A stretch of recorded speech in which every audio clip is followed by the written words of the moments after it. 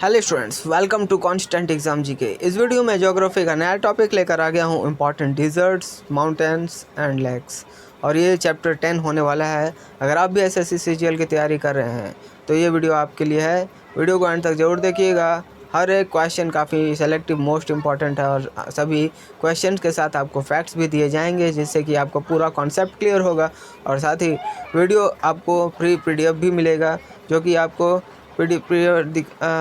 Practice के लिए दिया जा रहा है। और ये इसका लिंक आपको टेलीग्राम चैनल पर मिलेगा, और टेलीग्राम चैनल का लिंक आपको वीडियो के डिस्क्रिप्शन में मिल जाएगा। तो चलिए बिना टाइम वेस्ट किए वीडियो करते हैं स्टार्ट।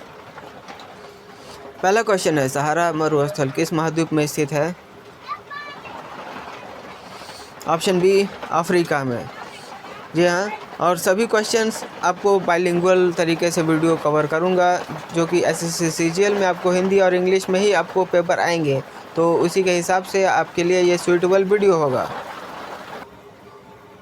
और जितने भी इम्पॉर्टेंट फैक्ट्स हैं उसको भी वीडियो को पॉज करके नोट्स बनाते हुए चलिएगा, और कॉपी पेन लेकर बैठिएगा ताकि आप पूरा नोट्स बनाते हुए चल सकें।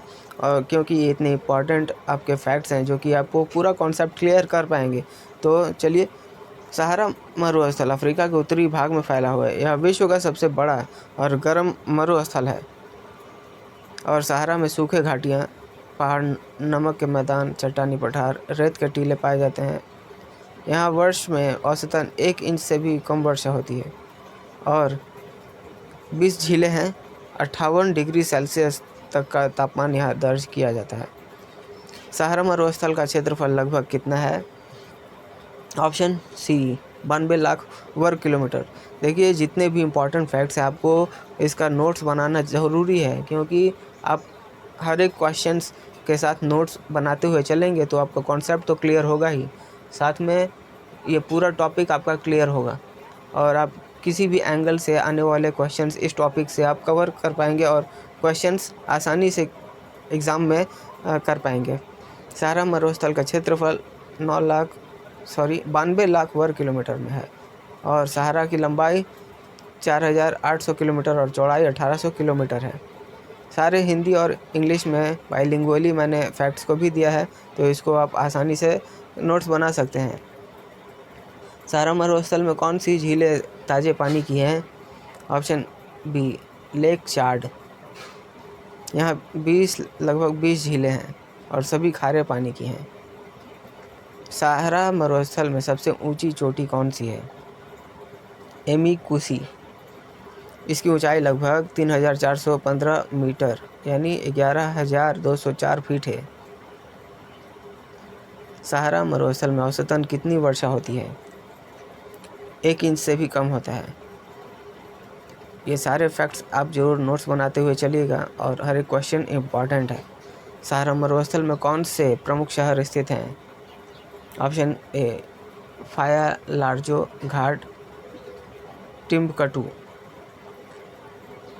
नेक्स्ट क्वेश्चन है, सहारा मरुस्थल में किस प्रकार की भौगोलिक संरचनाएं पाई जाती हैं? ऑप्शन सी, सूखी घाटियाँ, पहाड़, नमक के मैदान, पठार, रेत के टीले। और जितने भी इम्पॉर्टेंट फैक्ट्स हैं उसको आप वीडियो को पॉज करके खुद करने की कोशिश करिएगा, और हर एक फैक्ट्स को नोट्स बनाते हुए चलिएगा। रेत के टीले सहारा का सबसे प्रसिद्ध दृश्य है, लेकिन ये पूरे क्षेत्र का केवल 25% ही कवर करता है। सहारा मरुस्थल में तापमान का कौन सा रिकॉर्ड दर्ज किया गया है? ऑप्शन सी, 58 डिग्री सेल्सियस तक यहाँ तापमान देखा गया है, दर्ज किया गया है। सहारा मरुस्थल में कितने देश शामिल हैं? ऑप्शन सी, 10 देश, जो कि इस प्रकार हैं: अल्जीरिया, चाड, मिस्र, लीबिया, माली, मॉरिटानिया, नाइजर, पश्चिमी सहारा, सूडान और ट्यूनीशिया। सहारा मरुस्थल किस प्रकार का मरुस्थल है? यह एक गर्म मरुस्थल है, और यहाँ वर्षा बहुत कम होती है, जिससे यह क्षेत्र अत्यंत शुष्क रहता है।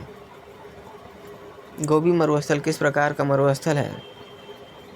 नेक्स्ट क्वेश्चन है, गोबी मरुस्थल किस प्रकार का मरुस्थल है? ऑप्शन बी, ठंडा मरुस्थल है, और यहाँ बहुत कम वर्षा होती है, औसतन 194 mm प्रति वर्ष। और यहाँ -40 डिग्री सेल्सियस तक तापमान सर्दियों में गिर जाता है। गोबी मरुस्थल में किस प्रकार की सतह पाई जाती है? ऑप्शन बी, चट्टानी मैदान पाए जाते हैं। इस मैदानों पर चलना और यातायात बहुत ही कठिन है। कालाहारी मरुस्थल मुख्यतः किस देश में स्थित है? Option B, Botswana. यह मरुस्थल लगभग 9 लाख वर्ग किलोमीटर क्षेत्र में फैला हुआ है। कालाहारी मरुस्थल किस प्रकार का मरुस्थल माना जाता है? ऑप्शन अर्ध शुष्क मरुस्थल, ऑप्शन सी। सारे फैक्ट्स आप कवर करते हुए चलिएगा, वीडियो को पॉज करके हर एक फैक्ट्स को नोट्स बनाते हुए चलिएगा। अटाकामा मरुस्थल किस महाद्वीप में है? तो मरुस्थल राइट आंसर ऑप्शन सी, दक्षिण अमेरिका में है और इसका क्षेत्रफल 1,05,000 वर्ग किलोमीटर में है। अटाकामा मरुस्थल को विश्व का सबसे शुष्क मरुस्थल क्यों कहा जाता है? ऑप्शन बी, यहाँ वर्षा अत्यंत कम होती है और प्रशांत महासागर की ठंडी धारा भी वर्षा को कम करती है। अटाकामा की जलवायु के कारण यहाँ वनस्पति और जीव जंतु बहुत कम है। नेक्स्ट क्वेश्चन, थार मरुस्थल किन 2 देशों में फैला है? भारत और पाकिस्तान में। इसका क्षेत्रफल 2 लाख वर्ग किलोमीटर में है और यहाँ जलवायु अति शुष्क है। वर्षा 100 से 500 mm प्रति वर्ष होती है।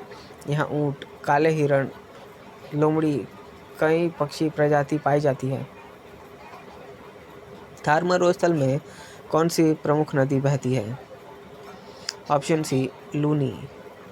और यह नदी वर्षा ऋतु में ही प्रवाहित होती है। नदी के किनारे खेती और पशुपालन होता है। थार मरुस्थल में अन्य कोई बड़ी स्थायी नदी नहीं है। ग्रेट विक्टोरिया मरुस्थल किस देश में है? ऑप्शन ए, ऑस्ट्रेलिया में है। इसका क्षेत्रफल 3,48,750 वर्ग किलोमीटर है। दिन और रात के तापमान में बड़ा अंतर होता है। ग्रेट विक्टोरिया मरुस्थल की जलवायु कैसी है? अत्यंत गर्म और शुष्क है।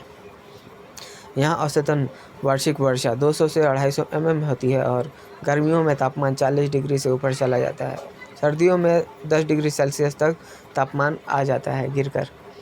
अटाकामा मरुस्थल, नेक्स्ट क्वेश्चन है, अटाकामा मरुस्थल किस देश में मुख्य रूप से स्थित है? Option B, Chile. इसके फैक्ट्स भी आप जरूर कवर करिएगा वीडियो को पॉज करके। अटाकामा मरुस्थल को विश्व का सबसे शुष्क मरुस्थल क्यों कहा जाता है? यहाँ वर्षा अत्यंत कम होती है। सारे इंपॉर्टेंट क्वेश्चंस हैं और फैक्ट्स हैं जो कि आपको कवर करने ही हैं, तो सभी का नोट्स बनाते हुए चलिएगा, कॉपी पेन लेकर बैठिएगा। अटाकामा मरुस्थल में कौन सी प्रमुख भौगोलिक विशेषताएं पाई जाती हैं? नमक के मैदान, घाटियाँ, जलवायु, चट्टानी क्षेत्र। Option B is the right answer. यहाँ कई सक्रिय और निष्क्रिय जलवायु भी हैं। निष्क्रिय ज्वालामुखी और सक्रिय ज्वालामुखी भी हैं। इस क्षेत्र को विविधता में अद्वितीय बनाती है। अटाकामा मरुस्थल में कौन सी प्रमुख खनिज संपदा पाई जाती है? ऑप्शन सी, सोडियम नाइट्रेट। 1940 के दशक में यहाँ खनन उद्योग बहुत फला फूला था। अटाकामा मरुस्थल में कौन सी प्राकृतिक घटना हर कुछ वर्षों में देखने को मिलती है?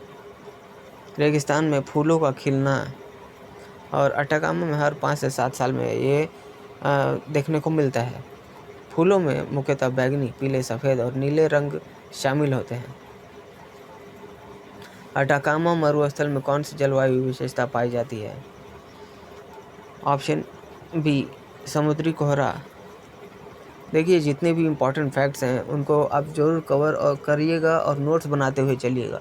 अगर आपने वीडियो को एंड तक देख लिया और पूरे नोट्स बनाते हुए कवर कर लिया तो आपको इस वीडियो टॉपिक से कहीं से भी क्वेश्चन आ जाए आप उसको कर पाएंगे, ये गारंटी है, क्योंकि एसएससी सीजीएल के बेस पर ही ये सारे क्वेश्चन और फैक्ट्स को एनालाइज और रिसर्च किया गया है। अटाकामा मरुस्थल में कौन सा प्रमुख नमक का मैदान है? तो राइट आंसर होगा ऑप्शन बी, सालार दे अटाकामा, और यह क्षेत्रफल लगभग 3,000 वर्ग किलोमीटर में फैला हुआ है। अटकामा मरुस्थल में कौन सा प्रमुख जीवाश्म मिला है? ऑप्शन बी, सबसे प्राचीन मम्मी मिली है जो कि 7000 साल से भी अधिक पुरानी है। अटकामा मरुस्थल में कौन से प्रमुख पक्षी पाए जाते हैं? ऑप्शन ए, पेंगुइन और फ्लेमिंगो। ये पक्षी अटकामा की पारिस्थितिक तंत्र के महत्वपूर्ण है और ये पक्षी अटकामा के जैव विविधता का प्रतीक हैं। अटकामा मरुस्थल को खगोल विज्ञान के लिए क्यों प्रसिद्ध माना जाता है?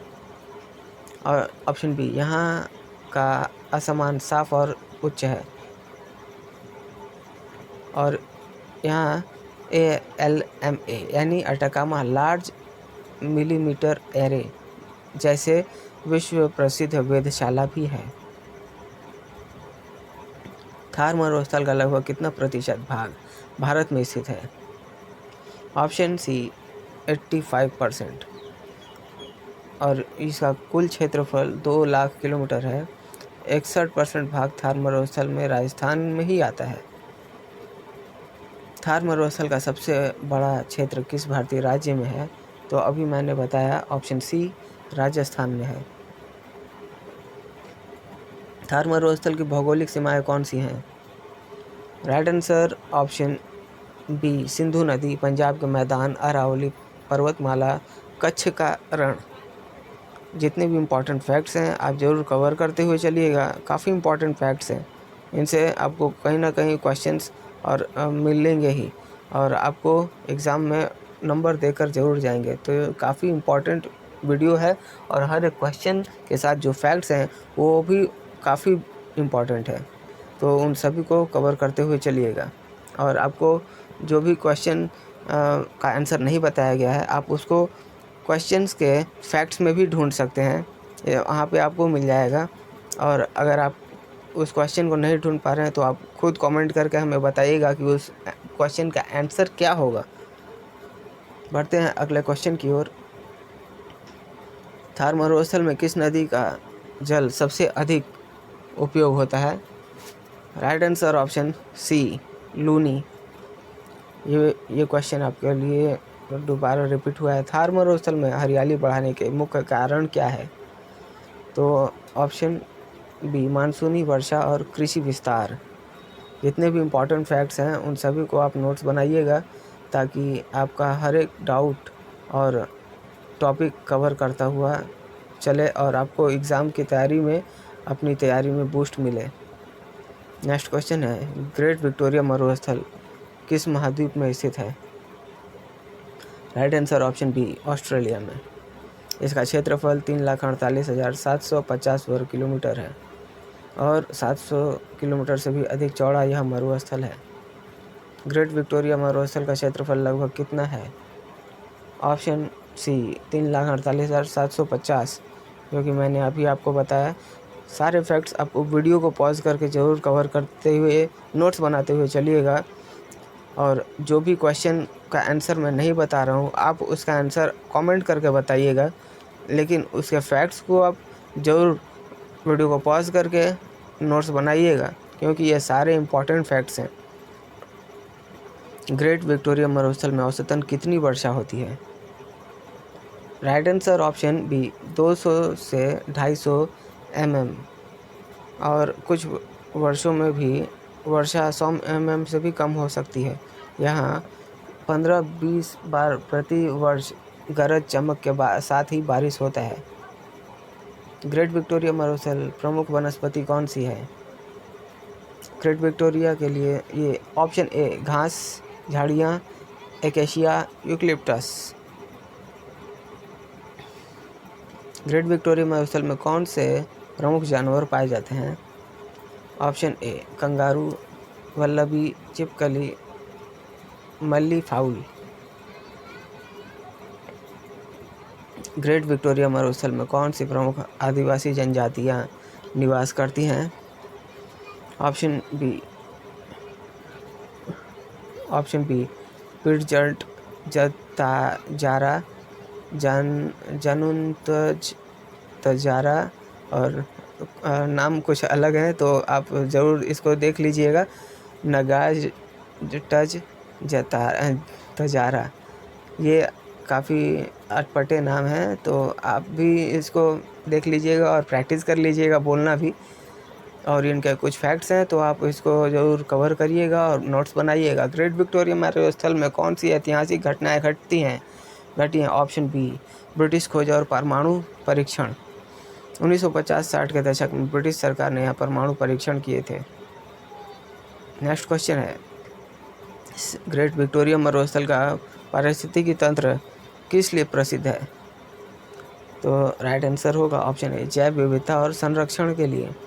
ग्रेट विक्टोरिया मेमोरियल स्थल का पारिस्थितिकी तंत्र जैव विविधता और संरक्षण के लिए प्रसिद्ध है और यहाँ के पौधे और जानवर कठोर जलवायु के अनुसार अनुकूलित हो गए हैं। सो स्टूडेंट्स, ये थे आज के हमारे इंपॉर्टेंट जितने भी क्वेश्चन हैं उन सभी को मैंने इस वीडियो में कवर किया है। वीडियो आपको पसंद आए तो वीडियो पर एक लाइक करिएगा और चैनल पर नया है तो चैनल को भी जरूर सब्सक्राइब करिएगा। अगर आपने हमारे पिछले वीडियोस को नहीं देखा है तो आप हमारे चैनल पर जाकर चेकआउट कर सकते हैं, जहां मैंने डिफरेंट टॉपिक्स पर एसएससी सीजीएल के सारे टॉपिक्स कवर किए हैं और उसको एसएससी सीजीएल नाम से ही एक प्लेलिस्ट भी बनाई हुई है हर एक टॉपिक पर, तो उन सभी को आप ज़रूर कवर करिए। तो मिलते हैं नेक्स्ट वीडियो में, तब तक के लिए कीप वॉचिंग, कीप